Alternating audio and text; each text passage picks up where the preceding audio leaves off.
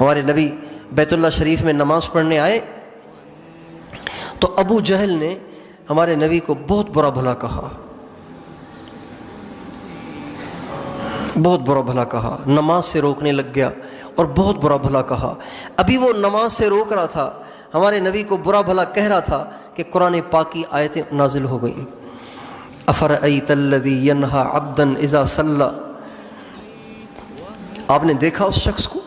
جو میرے بندے کو نماز پڑھنے سے روک رہا ہے؟ آگے 2-3 آیتیں اور ہیں، آخر میں فرمایا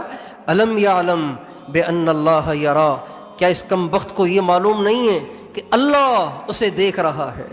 پھر بھی یہ اتنی بڑی حرکت کر رہا ہے۔ میرے دوستو، ہمیں اپنے گریبان میں جھانکتے رہنا چاہیے، کتنے کیا کچھ کیا ہوا ہے ہم سب نے، ان سب کی اللہ کو تو خبر ہے، اللہ کے پاس وہ سب لکھا ہوا